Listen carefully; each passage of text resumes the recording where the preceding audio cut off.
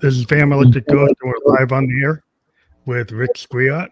We're going to talk about the Bootlegger's Bride, and you're an author, and it's the first time you've been on the show. So, welcome to the Family Electric Ghost podcast. How you doing?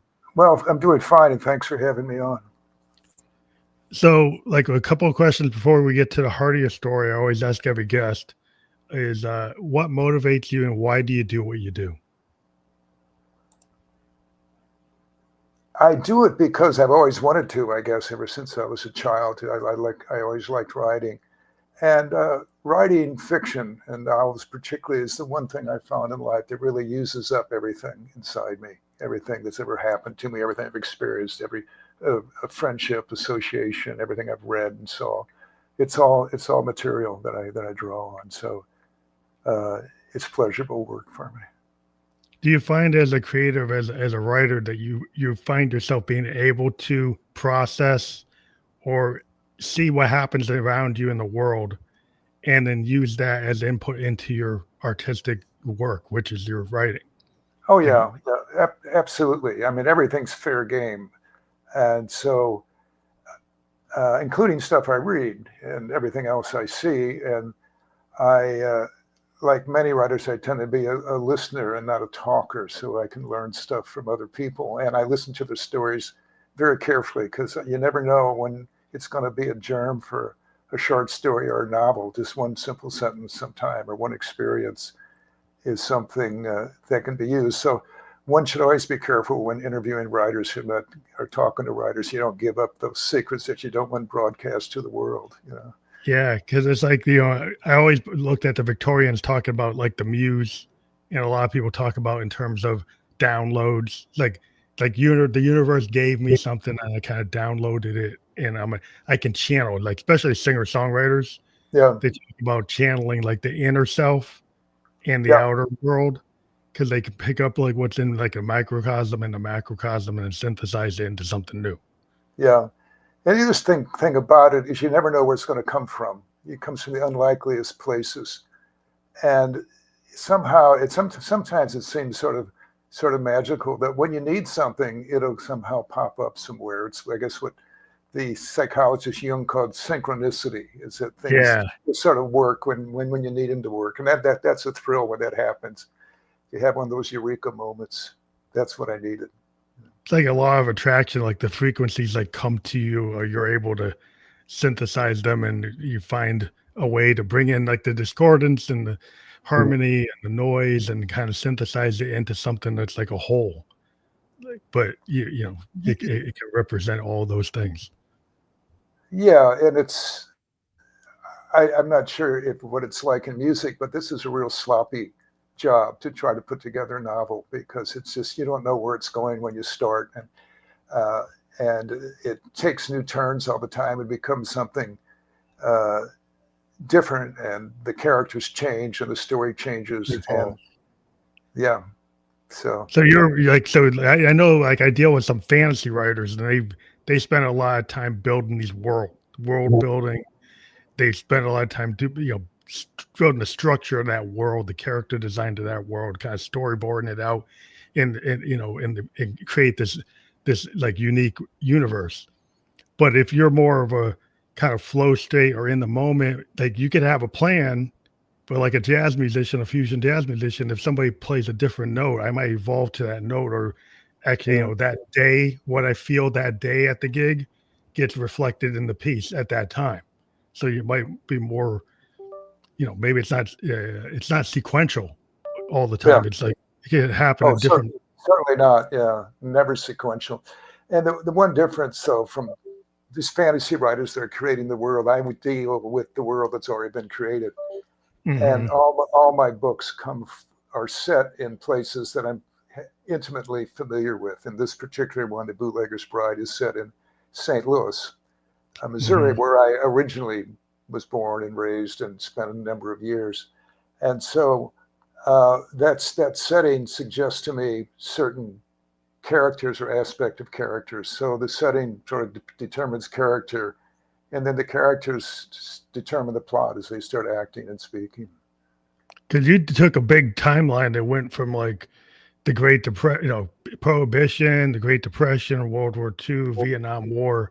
So is that because the protagonist you're following now, or what's that timeline involve?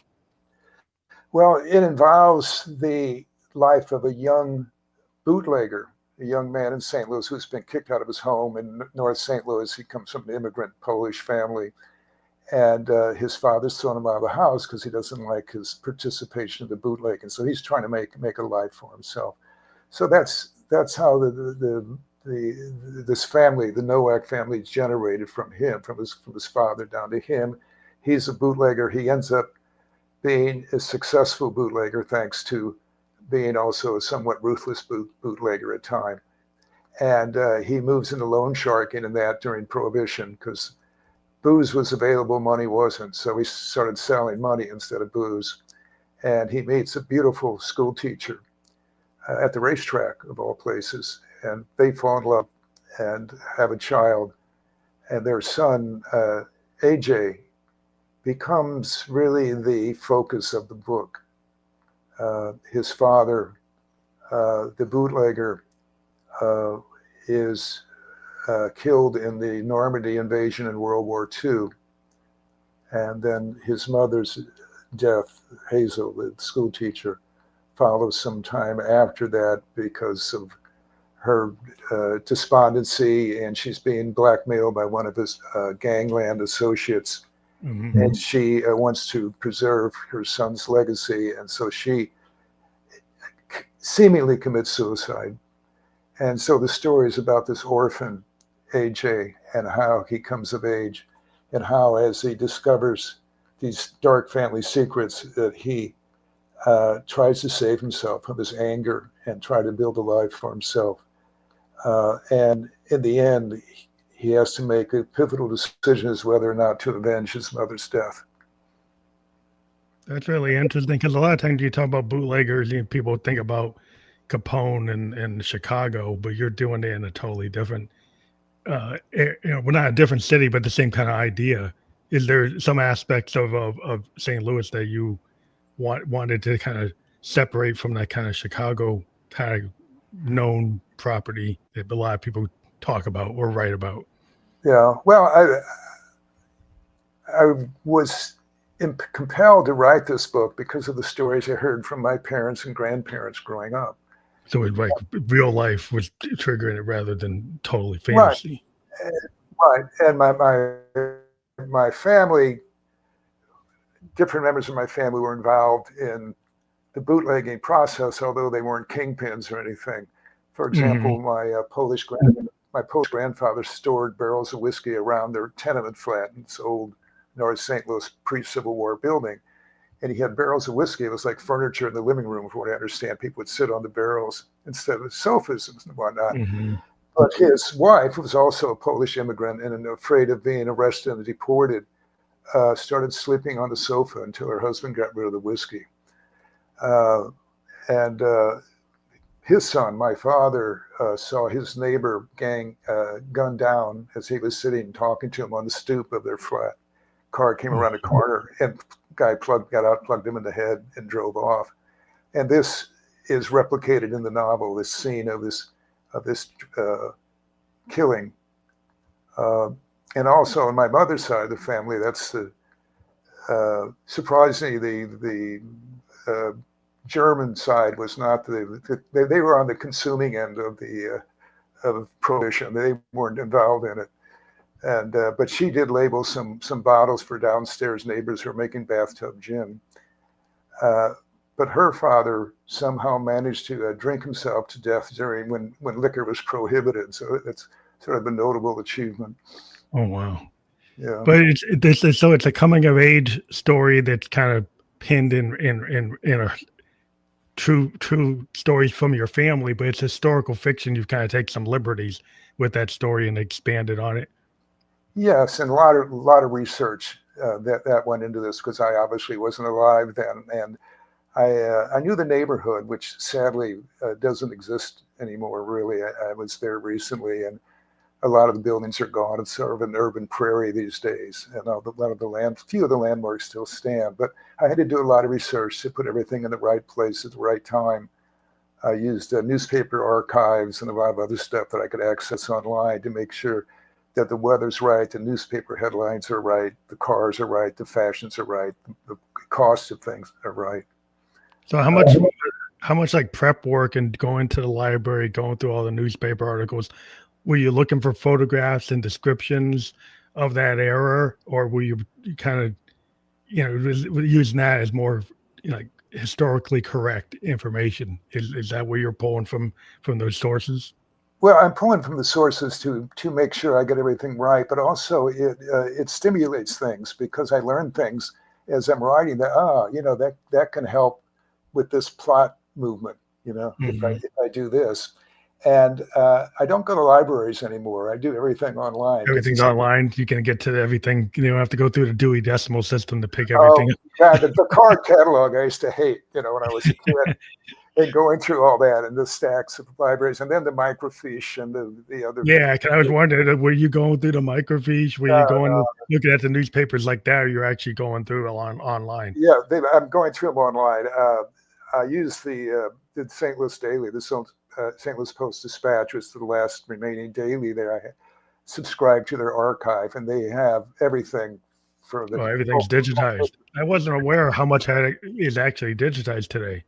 Yeah, there's a lot. There's a website, I think it's newspapers.com or something like that, where you can get into the archives of virtually every American newspaper and foreign newspapers as well. So that's all there. And then if you're writing a contemporary novel, you've got Google Earth and other things and can see what neighborhoods and streets and buildings and everything actually look like, no matter where you are in the world. Yeah, when you're writing historical fiction, you got to get the accurate description of the cars from each era. What the rooming houses or the apartments or the houses. If you want to describe it in detail as a writer, people build that scene. Because when you read, you get this kind of, it's like a cinematic view when you get into a really good novel of and what you choose to focus on, or what you want the reader to pick out of that. So when you're coming up with the details of the story, you're putting in, you're trying to get the feel, kind of almost like cinematic vision of somebody gets pulled into that story and they're like, wow, I'm actually in Prohibition era, St. Louis. Yeah. Well, I was fortunate in that, unfortunately, being old enough, I saw a lot of this area of St. Louis while it was still functioning and still peopled.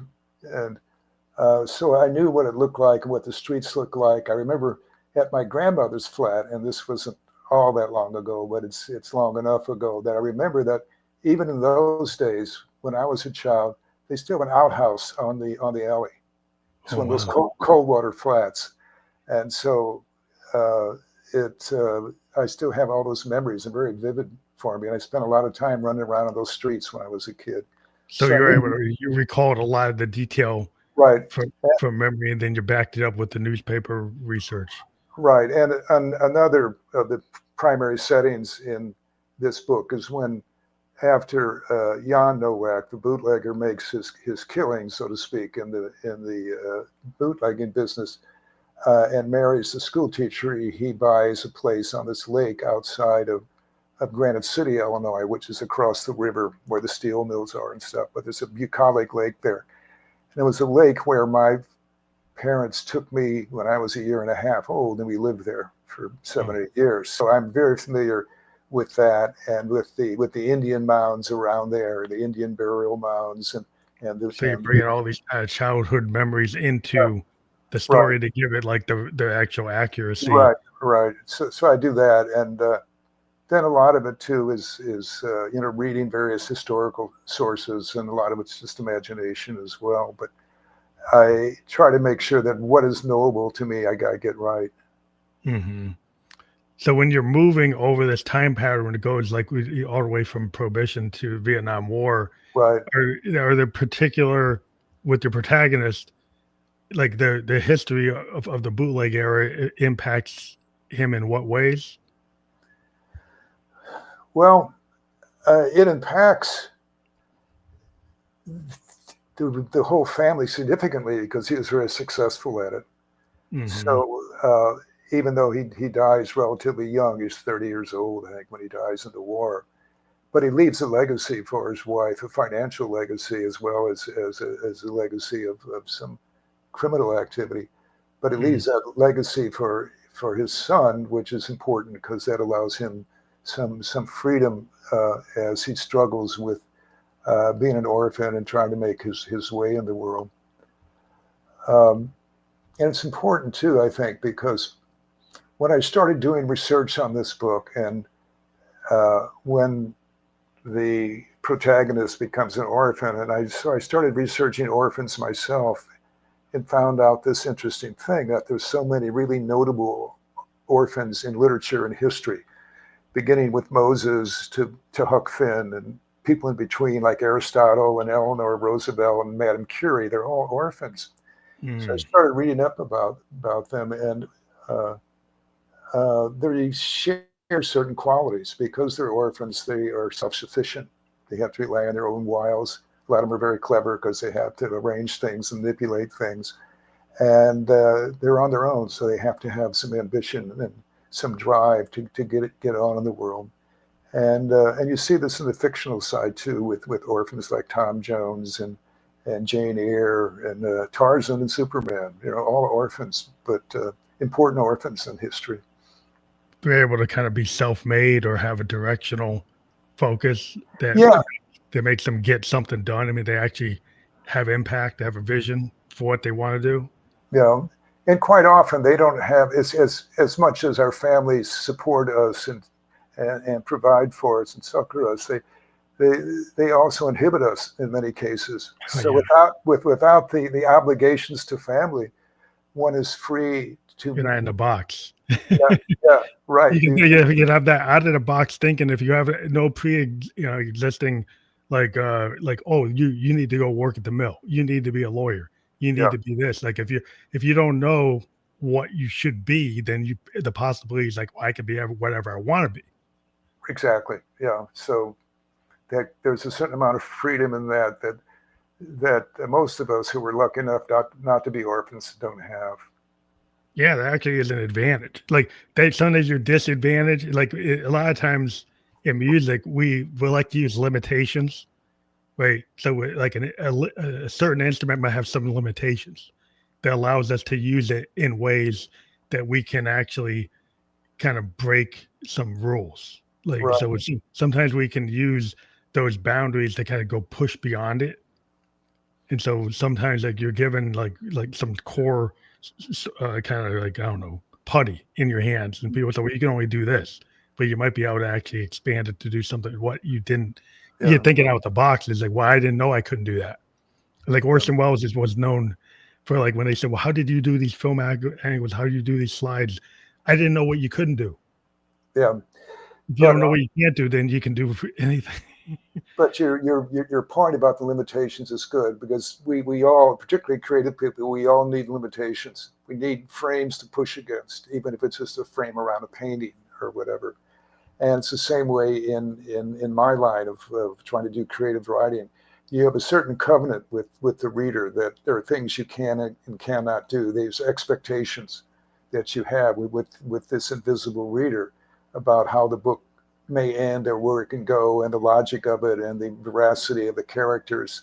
And they all have to be human in a way. Even if they're animals or some fantastical thing, they still have to have human motivations and recognizable human wants and actions that otherwise no one will buy into it. So it's good to have those sorts of boundaries that you can push against, and sometimes go in new directions to do something that's really significantly an improvement on the genre. So I wanted to bring up the theme of like the anti-war theme, because you have World War II, and a lot of people were like anti-World War II because we were like bombed at Pearl Harbor, and everybody was kind of buying in. It's like, we need to do this. Yeah. But when we get to Vietnam, then people are like, well, we're not sure if we need to do this. Right. And even in World War II and all wars, that in those days, every man had to make a decision. Every young man had to make a decision. And as World War II progressed, some of the older guys, like Jan Nowak, who had a wife and child, ended up being drafted. And if he had still been a single guy and being a bootlegger, he could have fixed it to dodge it, to buy somebody off or buy a doctor off or do something. But here he had a wife and a child, and he couldn't tar them with that, because if he's a draft dodger, it reflects on his family forever. So everyone has to make those kind of decisions, and particularly when you're in the Midwest and the war in Europe seems so far away. And what does it have to do with me that the Japs are going to come and bomb us? The Nazis aren't going to roll Panzers down my road by the lake. So it's a difficult decision for a lot of people, and it's agonizing, particularly when you have others who are dependent on you, as Jan did, as the protagonist did. He had a wife and child that he had to be worried about too. So it's not just about me, it's about people around me. That's interesting. A lot of people, I guess, might assume because of the Greatest Generation, they always talk about the World War II, they on Omaha Beach, everybody was like 100%. Yeah. But they had to understand before, we get into the world, there a lot of people were isolationists. They were more like they didn't see a reason to go into the war until Pearl Harbor. Right. And even then, people maybe weren't. And maybe it's interesting the dynamic you're talking about, because I don't know a lot about that other than what I've read about the history. But from your perspective, having an individual character is like, maybe I'm not so gung ho about doing this, but you have to do it. Yeah, that was part of the reality. And I lived through the Vietnam era and was, faced with that. Unfortunately, I had a medical condition that kept me out of it. I was drafted, but didn't pass the physical. So I didn't go. And who knows? It might have been something that really had made me and helped me, or it might have killed me. You never know what's going to happen. So you don't. sometimes I'm glad not to have been cannon fodder. Let's put it that way. Oh yeah, because a lot of people were getting drafted, just put to the front line, and then you're just cannon fodder. Like you're making strategic decisions. You're just getting sent to the front. So it's interesting, the anti-war undertones that you talked about, maybe how it resonates with the modern audiences, because it seems like a lot of people today are kind of burned out, with the exploits of going to all these foreign wars. A lot of people, at least in America, are like, we don't. There's a mindset now that's like, why are we doing that? Yeah.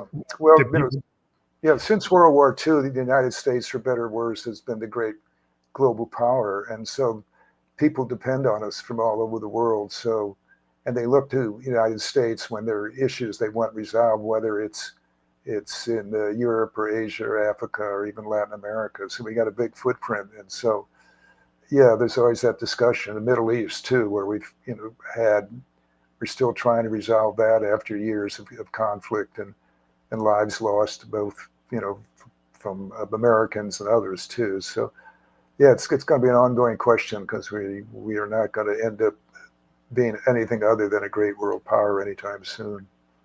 Well, these ideas of balance of power, like Kissinger and Nixon, they have these balance of power concepts of how you balance against, the Red Menace. Yeah, right. But that doesn't seem to be the primary thing anymore. But it's interesting. How is that dynamic in the book? In your storyline, how does that kind of evolve, or maybe you can elaborate on it a little bit? Yeah, it evolves because it helps define the characters and helps define their lives. And Jan's brother-in-law, who works at the steel mill there in Granite City, making tanks and whatnot, and turrets for tanks and other machinery like that, has a drafted firm because he's in a necessary industry. But it helps define the characters, and it helps to shape their home life and their community life. And it leads to a very dramatic and heartbreaking end to this great love match. This is a great love story in here between Jan and Hazel Robinson. So it ends that rather tragically as well. So it's important to the plot. It's important to all the characters and their development. And it is just a reflection of what was going on in those times. And just bringing up the title, because the title of the book is The Bootlegger's Bride. And then we were talking about the protagonist and like why choose The Bootlegger's Bride as the title of the book, just from a understanding like how that links. Well, I guess it could have been called the Bootlegger's Son, perhaps more accurately, because it's more like AJ's book. A lot of it has to do with his coming. It's a coming of age story and a love story and a murder mystery all rolled into one. But perhaps after the 150th draft of the book, or how many it was I went through on this, I had a number of titles, and titles are always tough for me. I'm not a good person to write titles for my work. But I had a title. I even sold it on the title it was going to be published on. And then all of a sudden, it occurred to me as I was, again, proofreading the book for I don't know how many times I've done that. But it occurred to me that Hazel, AJ's mother, Jan's wife, was the catalyst for everything that happens in this book.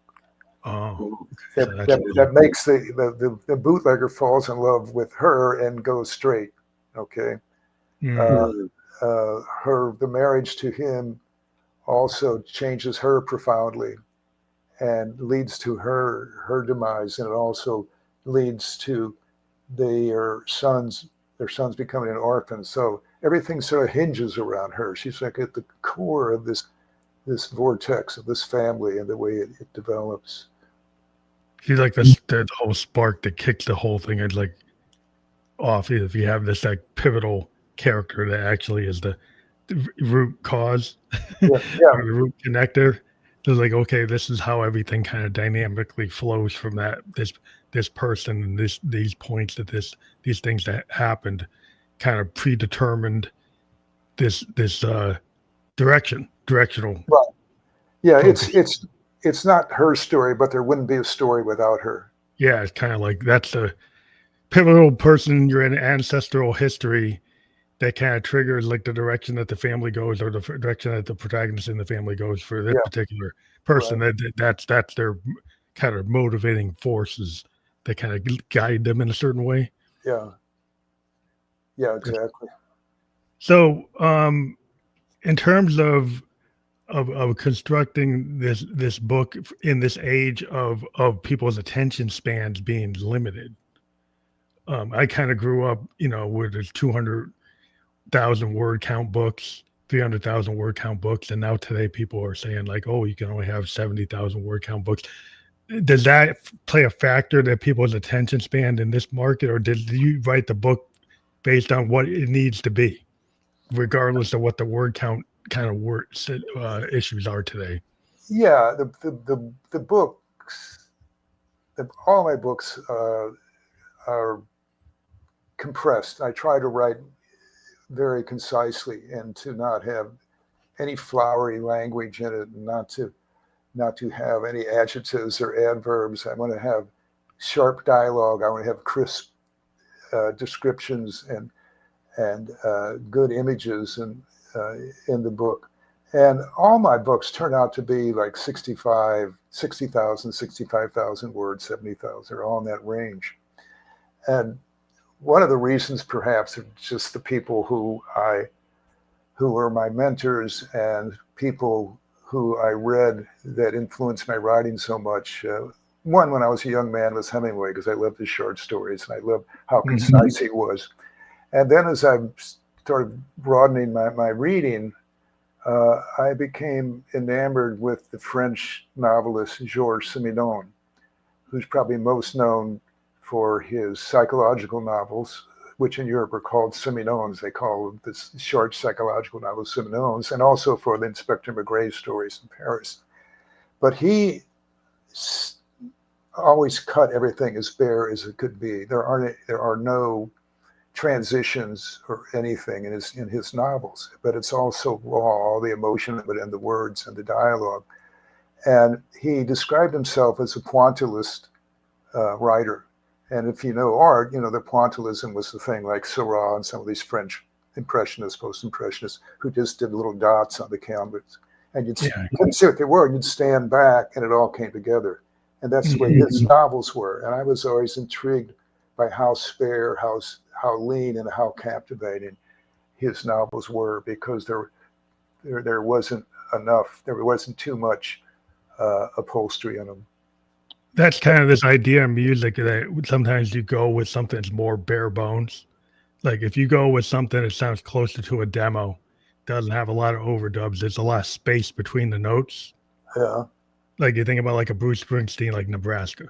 It's kind of like a demo, very short, concise album, not overdubbed like Born to Run. Took like 6 months to do. It's tons of Phil Spector, tons everything's that's thrown at it, like the kitchen sink thrown at it, versus something that's like a leaner, more direct, emotional thing that does more like William Blake compared to like Wordsworth or Tennyson. Which is why I like blues so much, and was raised on rhythm and blues in St. Louis. It's clean and it's spontaneous, and it comes from the heart. So yeah, that's the kind of work I like, whether it's music or writing. Yeah, not like a progressive rock band, like a Yes. Not that Yes is bad, but like if you're trying to get to Mississippi Delta blues or Chicago blues, is like, well, it's not the same thing. Yeah, I had friends in college who thought that Yes, they're musician friends, and they thought the Yes was really great. I was thinking, I don't get it, it's over my head. Yeah, well, it's kind of like this idea, purist idea, like if you get like the Stones. Yeah. Right, like Keith Richards, they were having an argument between like Keith Richards and Jimmy Page, and Jimmy Page is saying, well, Keith is too ramshackle. He's not like a pure musician. He can't write really delicate, complicated things. He's kind of guttural blues. Well, what's wrong with that? Like Exile on Main Street is great. Like why not? Well, to diverge just a little bit into music for a second, but growing up in St. Louis, I heard some great music when I was a youngster and a young man. And on Tuesday nights, I would go to the Club Imperial and see Ike and Tina Turner and their band. I think it cost $1 to get in, and they were live on stage, and it was lovely to see that kind of talent. There was just other people who were almost as good and just didn't get the breaks who were around all these clubs there. So it was a great place to hear music back in the day. Well, I think it's really interesting that you've kind of, focused in with the length of your books and kind of being direct to the heart and not having extraneous, unnecessary, input or content, which, today people like, if you're more direct, you got to get that hook. Like as a musician, if you don't get somebody in the first couple, 3, 4, 5 seconds, they don't stay in the song. Yeah. So with a book, it's like if you don't speak to them or get them hooked, they won't stay in the book. Well, and what I want them to do is to get into the actual soul of the book, to the emotion of the book, and I don't want them focusing on sentences or the language or the words. I want them to go into where the action is taking place, to pick up the emotion, to be there. So I put in the necessary sensory details, so I know they know what it feels like there, if the birds are singing, what the weather is, what it looks like generally, but just enough to put them in the scene so they're focused on what's happening. It's like listening to the radio instead of watching a movie, because when you listen to a radio drama, you have to use your imagination, you have to picture it. And so it's that way with reading too. And it's a luxury that you can't enjoy when you're watching a movie, because it's going along lickety-split frame by frame. Yeah, but when you're reading a book, it's dictating.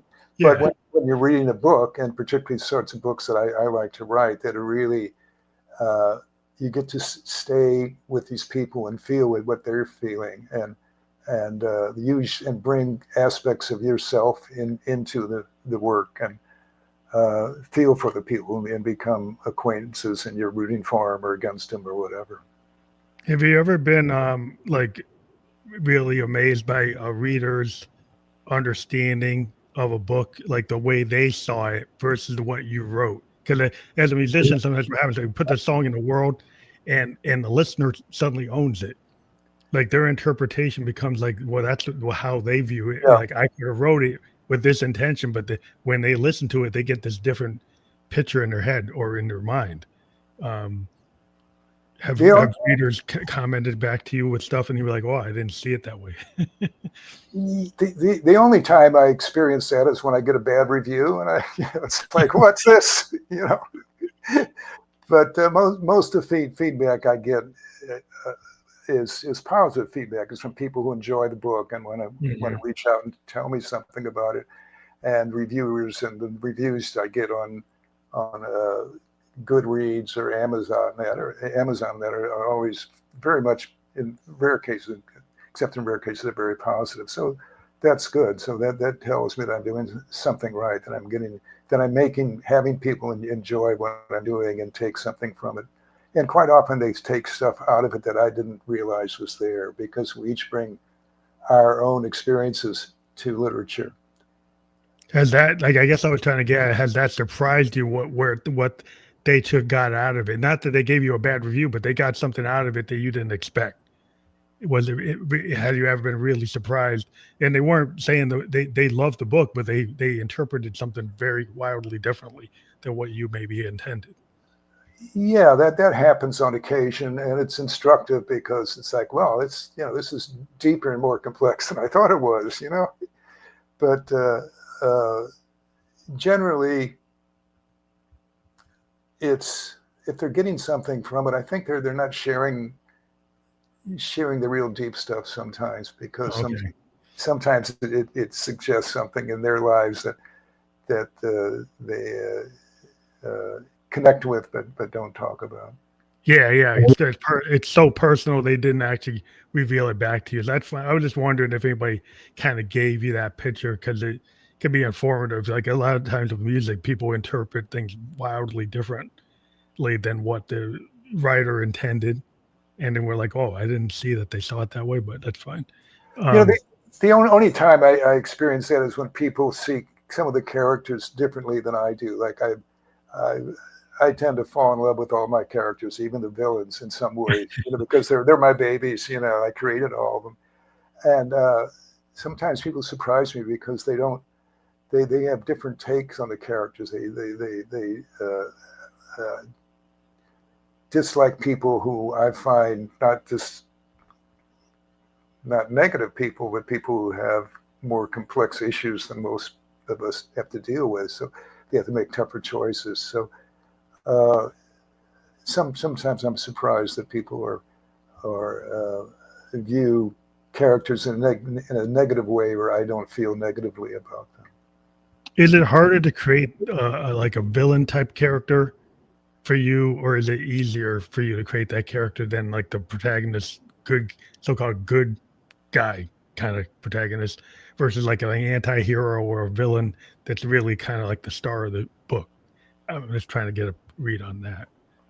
Well, I think it's probably, to be perfectly frank about this, I think it's probably easier for me to write characters that I really embrace. So I think good people is what I prefer to write about, but all literature has to deal with problems. You don't have a story unless someone's got a problem that they're facing.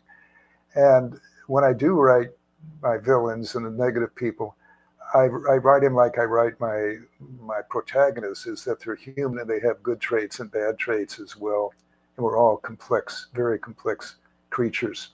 And given the situation, sometimes we have moral quandaries and other things we have to deal with and struggle with. So yeah, I leave that to the reader to make up their minds about my characters. And I guess I purposely try not to be didactic and to say that this person's bad and this is the villain and this is. People make their own choice. Yeah, we all have angelic moments and devilish moments, and it's the way we are as humans. So we have like multi-dimensional characters where it's not clear cut. Like everybody could have a problem, and in certain situations that you you might be like the anti-hero or maybe like a negative behavior in this case, but in this other cases, though, well, they're not. I mean, it's like life. Like not everybody's like always in the middle. People make choices to go one way or the other.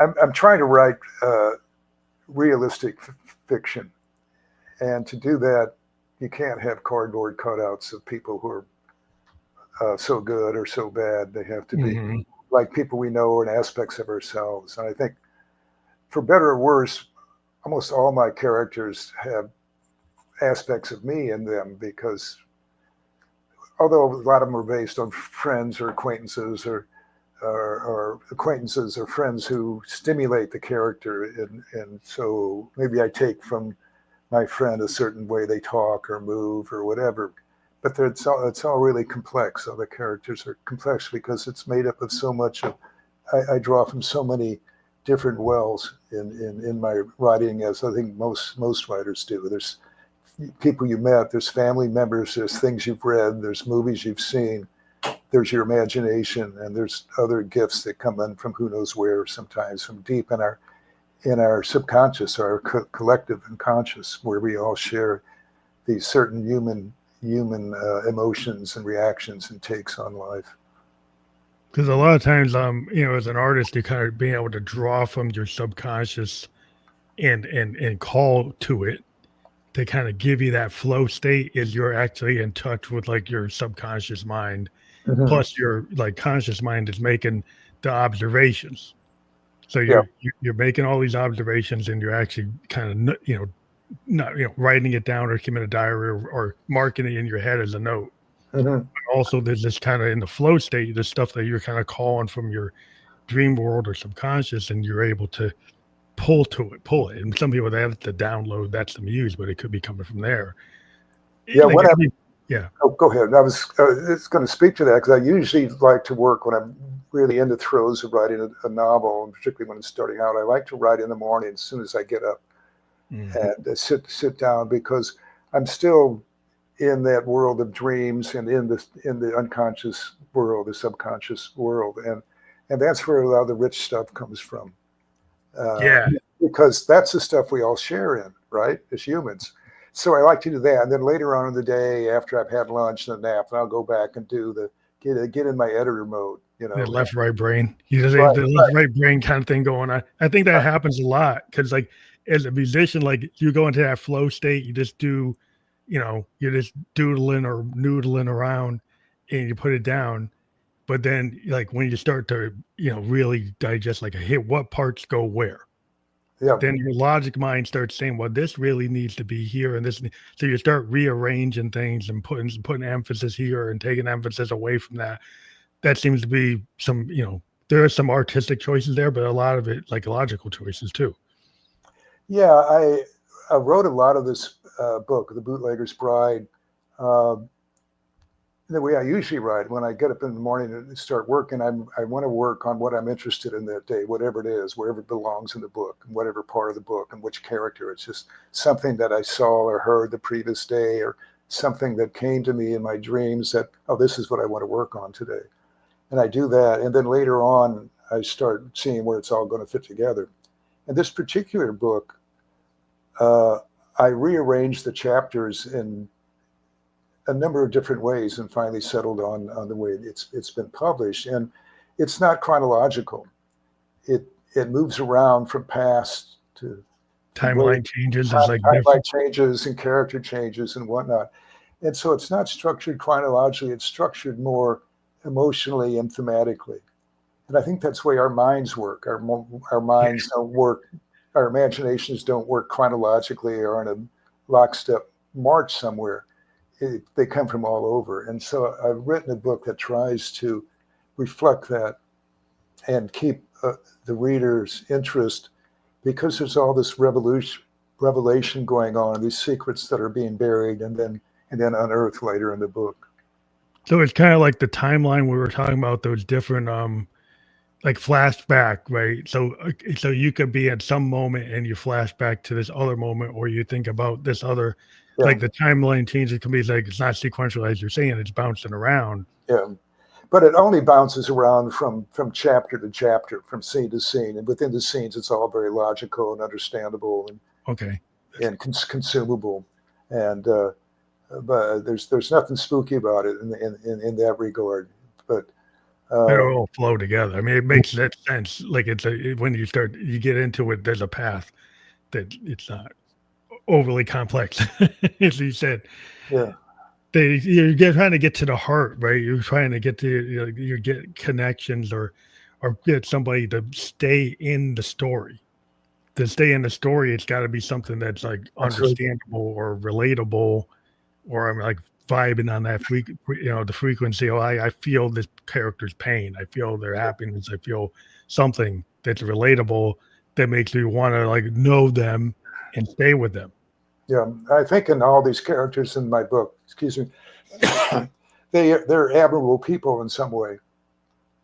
The bootlegger is quite a piece of work. He's an interesting guy, and he has a lot of good values.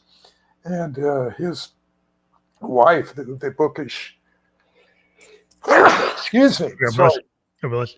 Thank you. But she's admirable too. She's beautiful. She's really well educated, deeply read, and a very deep feeling person. And their son is the same way. And one of his godfather, Bogdan, who was a minor character in early drafts, becomes a very critical, pivotal character. And he's a man of the streets and a gambler. And he is one of my favorite characters because he is morally a little iffy, but he's good-hearted. And so I always try to have characters that people can admire in some way.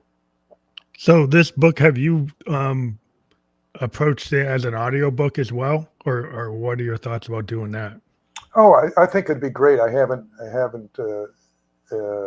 had that suggested to me yet, but it was just published earlier this month, July 1st. We're still in July, right? Yeah. Mm-hmm. So it's just been out a few weeks. I think we'll see how things go. I would certainly like to do that, and I need somebody with a good voice like you to read it. Right. This thing is what I found with the authors I've been talking to, because like we live in this multimedia world, there's so many people that consume books as audiobooks rather than reading a physical book or even on an iPad or something. Yeah. So because people all are doing, they're on a plane, they're in the car, they're they like to have that audio on their headphone, and they, not just the music they're listening to, they're actually listening to books. Yeah. And there's a whole audience that's discovering literature in that way. Now, I'm a child of the 70s. I don't really use audiobooks myself, but I've seen there's a trend with a lot of the authors I talk to that they get excited about that aspect of their work, and they can even like direct, that part of it, like almost like a film or a play. Yeah, I think it'd be great to do. I would enjoy doing it. I would enjoy reading my own book out loud. If I had the chance. But as far as audiobooks, I have friends who use them when they're driving on long trips, and I just would be afraid to do that. I would get too engaged in the. Yeah, I couldn't do it driving. I could be in a plane. Yeah. I could be like in an Uber going to the airport. No, I'd be afraid to read myself into a ditch. It just. Yeah, I don't think I could drive doing it, but other things, before I go to bed at night, instead of watching TV, listen to a book. Yeah. But and this may be a sacrilege for a working writer, but I read most stuff on Kindle these days. And I was always entranced as a writer, the relationship to the paper, the ink on paper. And I was in the newspaper business when I started out as a writer. And so there's always this thing about ink on paper that's been fascinating. But I like to have the book in my hands, but also, for me, I like to be able to adjust the type to the type size I want, and I like to be able to read without holding anything in my hands. Just put it on the easel and read it while I'm, having lunch or something. So yeah, it's very convenient. The modern tech has allowed us to be able to, get all the books in one device. Like anytime I don't got to go to the library, I don't have to go to the store. I can just download and get it right now. So it's the immediacy of being able to get like your book. Somebody's like, "Oh, I want to get into it." They can just go on the Kindle right now and get it. Yeah. When I travel, I'm glad I just take the Kindle. I don't have to, if I'm going away someplace and going off to Mexico for 5 or 6 months like I used to. I can't take a library with me unless I have my Kindle. I get the whole library there. You got the whole thing. You like that's just the convenience of our tech today to be Yeah. able to do that. But then the other idea is, well, if it could be an audiobook, could it be a screenplay? Could it be a teleplay? Could it be a movie? Yeah. Have you thought about or taking it like any of the books you've written and doing that, or is that something that's really Well, difficult to do? I've been waiting for some years for Hollywood to come calling and with some passive income for me, but that hasn't occurred. But I'd be glad to partake in that if that It were. sounds like the type of thing I could see, it's got the themes that seem to be something that would be familiar, right? But your take on it is unique because that's your spin as a writer. Yeah. It seems like it's in an area that it would be marketable to the people that are into that type of story. Yeah, there's a lot of good visual stuff too. The settings are very, very visual. There's a lot of action.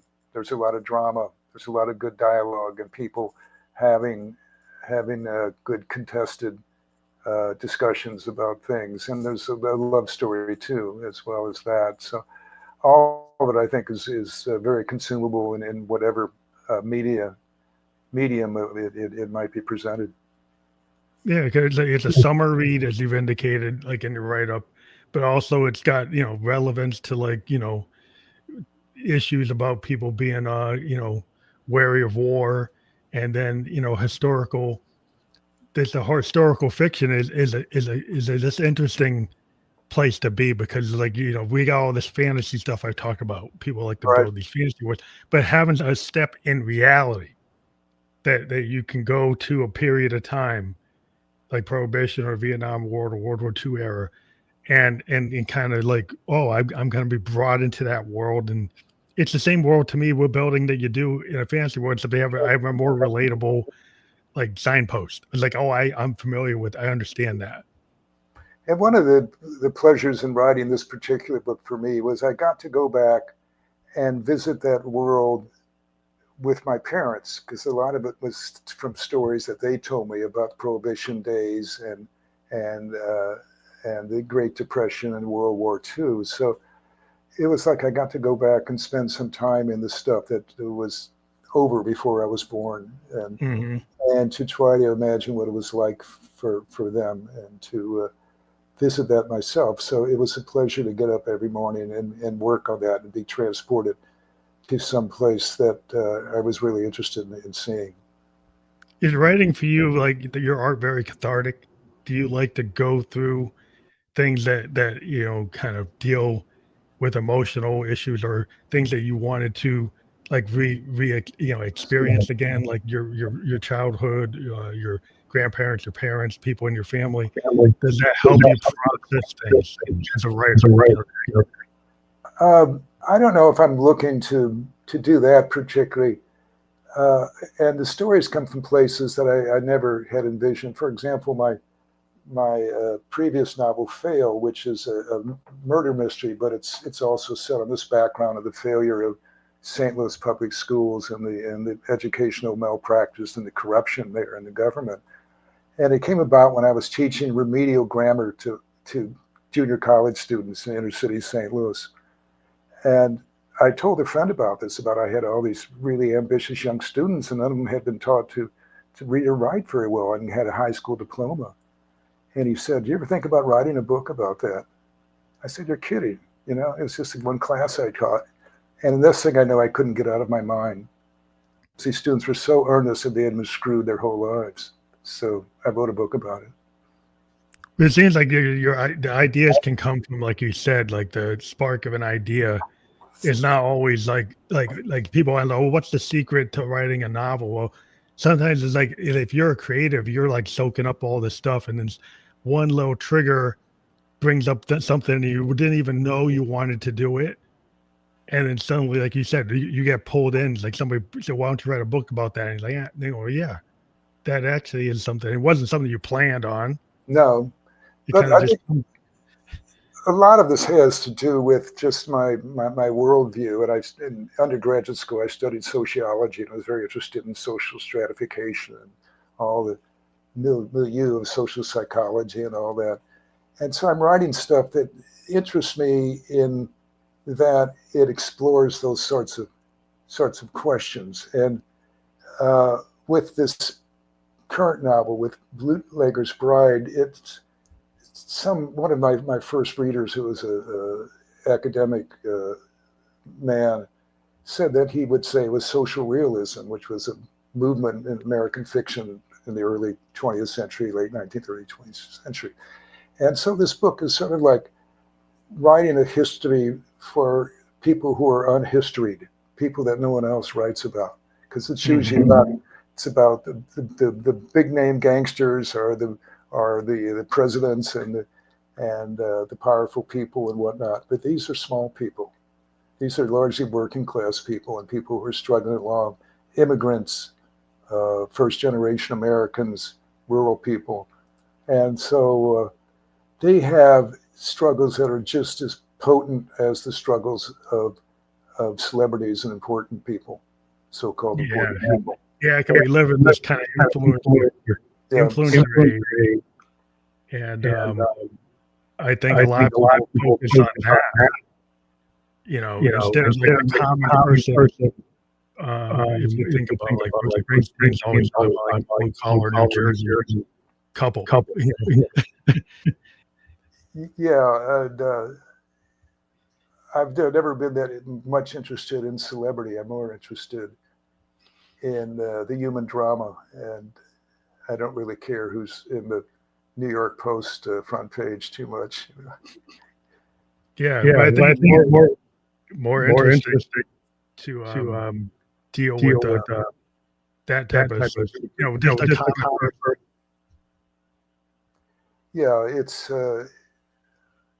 it's just as dramatic, maybe more dramatic, because people are making, when you're living in very dire situations and living hand to mouth, every little decision can be monumental. And in the Bootlegger's Bride, I have a scene at the Hooverville, which is the largest Hooverville of shacks on the riverfront. And during the Great Depression, there was like 5,000 people living there in just basically shacks without any water or hygiene or anything. And so their stories are interesting to me. There's people who struggle through that period. Well, I want to be able to wrap this up now that we kind of hit the hour mark, but we do have your URL there. If people click on that, what do they find there? They will find all my books listed. They'll find my blog, where I talk about this and that, mostly literary stuff and book stuff, and some background. That's great. But to let people know that that's fully clickable, and they'll be able to pass through that in the description of the podcast that we have on the different platforms. We've been live on LinkedIn, YouTube, and Kick. We'll be on Facebook, Apple Podcast, Spotify Podcast, iHeartRadio, many other channels by tomorrow. Okay, that's great. Well, this is it's been fun doing this with you.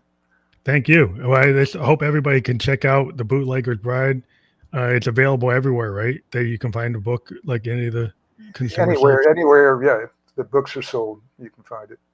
Well, I want to thank you. I want to make sure everybody checks that out. Go to the website that we have listed there. You'll be able to click through on it, and do support the artists that we talk to, because that helps. That's why we talk to the people we talk to in this creative space. I want to thank you for being on the show today. Well, thanks for the opportunity.